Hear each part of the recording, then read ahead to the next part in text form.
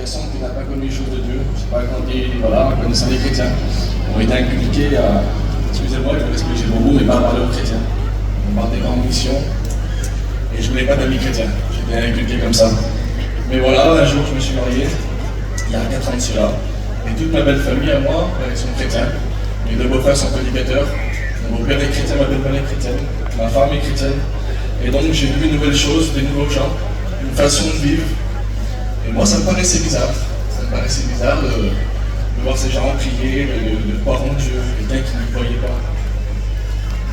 Mais voilà, je continue ça à la vie que je faisais. Je buvais tous les jours. J'étais un garçon avec le respect que j'ai pour vous. Voilà, je buvais et je suis venu au l'âge de 13 ans. Et tous les jours, je rendais ma compagne malheureuse. Parce que malheureusement, elle chantait en boîte et quand je revenais assez tard, il y avait la guerre chez moi. Mais voilà, c'était une chrétienne, elle. Donc elle se taisait, elle faisait des choses qu'elle devait faire. Avec le respect que j'ai pour vous, un jour, voilà, j'ai passé par une difficulté. On avait un petit berceau chez nous, un petit berceau, et voilà, les médecins nous ont annoncé une mauvaise nouvelle. Ma fille qui venait au monde était malade. Elle avait une grave maladie, c'était très compliqué. Et j'ai un de mes neveux qui est malade, qui avait cette maladie-là. Et j'ai vu mon frère souffrir tout au long de sa vie à cause de cette maladie-là. Et donc moi qui m'approchais tout doucement de Dieu, des réunions, je ne comprenais pas ce qui m'arrivait. J'ai en quelque sorte levé le poing contre Dieu, j'ai pris ma voiture, je me mettais dans des chemins, dans des champs, et je criais contre Dieu. Je parlais mal à Dieu, je ne comprenais pas pourquoi ça m'arrivait à moi. Moi je pensais que c'était faute à lui. Mais voilà, toutes les fois que j'étais, les quelques fois que j'étais à la réunion, les quelques fois que les prédicateurs et vos frères parlaient de Dieu, ils me parlaient des miracles que Jésus accomplissait. Et à ce moment-là, ça m'est venu dans mon cœur, et Dieu m'a parlé. Et quand Dieu m'a parlé, voilà, j'ai mon cœur qui s'est tout doucement ouvert à l'évangile. Et la foi est tombée dans mon cœur. Et quand la foi est tombée dans mon cœur, et bien, je suis rentré chez moi et j'ai commencé à avoir un doute. J'ai commencé à avoir un doute parce que ma famille, elle qui n'était pas chrétienne, me disait écoute, il ne faut pas qu'on suive les chrétiens, on a un choix à faire, sinon ta vie elle est morte. Et moi, ma compagne, elle me dit écoute, elle dit moi je suis une chrétienne, elle dit je fais pas n'importe quoi, bon. Elle dit moi je suis le Seigneur et elle dit je me tiens sur mes positions. Donc à ce moment-là, j'ai vu ma compagne qui avait la foi, qu'elle savait que Dieu pouvait guérir mon bébé. Donc à ce moment-là, je me suis mis chez moi, j'ai bu un café, et en tirant un verset de la parole de Dieu, il y avait écrit ça. Dans Matthieu, chapitre 21, verset 22, tout ce que vous demandez avec foi par la prière, vous le recevrez. À ce moment-là, Dieu avait parlé à mon cœur, donc j'ai pris la décision de suivre Jésus. J'ai dit écoute, j'ai parlé avec elle, j'ai dit écoute, on va prier le Seigneur toute une semaine. Toute une semaine, on va prier le Seigneur, et les examens que tu vas passer plus tard, mais écoute, le Seigneur va bénir notre bébé.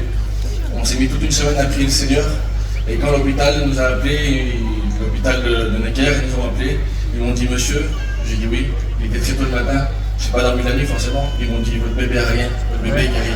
À ce moment-là, moi j'ai commencé à rencontrer le Seigneur est venu dans ma vie, j'ai vu la main de Dieu agir au-dessus de mon foyer, mais voilà, il me restait encore des difficultés, ma famille, je sais qu'ils n'accepteraient pas que je devienne chrétien. Quand je leur ai dit que mon bébé était guéri, eux ils ont mis la faute sur le monde, ils ont dit que les médecins sont trompés, ils m'ont dit que c'était une coïncidence. Moi je sais que c'est Dieu qui a guéri mon enfant. Alors quand j'ai accepté le Seigneur, j'ai eu besoin de m'afficher devant les gens, de donner mon cœur à Dieu devant du monde, pour que les gens puissent voir que je suis chrétien. J'ai demandé aux frères d'organiser une réunion, quand ils ont organisé une réunion, voilà, j'ai encore mis Dieu à l'épreuve. J'ai dit Seigneur, tu as béni mon foyer. Et je dis voilà, je voudrais que tu me parles à travers une prophétie. Je dis si tu me réponds dans les 10 secondes qui viennent, je te donne toute ma vie. Mais Seigneur, si tu mets 11 secondes, je dis ça appartient plus, c'est fini. Quand j'ai dit c'est beau, il ne s'est pas passé 3 ou 4 secondes que le Seigneur m'a parlé à travers une prophétie. À ce moment-là, je me suis affiché devant tout le monde, j'ai dit que j'étais chrétien. Quand j'ai dit ces mots-là, j'ai appelé ma famille pour leur dire que j'étais chrétien, ils m'ont tout de suite renié. Tout de suite, ils m'ont dit on ne parle plus, ma mère elle m'a crié dessus, elle me dit je ne te parle plus, t'es plus mon fils. Mon père ne me parlait plus, mes frères ne me parlaient plus, c'était très compliqué pour moi. Mais voilà, j'avais ce désir et ce feu qui brûle dans mon cœur de passer par les eaux du baptême. Donc j'ai dit Seigneur, je te suivrai. J'ai dit fais en sorte que toute ma famille vienne à mon baptême.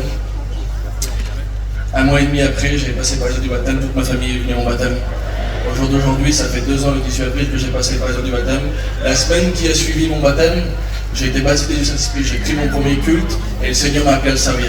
Alors j'ai attendu 1 an pour le servir, ils m'ont dit prends ton temps, fais des expériences. Des expériences j'en ai fait plein, mais le Seigneur quand il met quelque chose dans la cœur, on ne peut pas le retirer.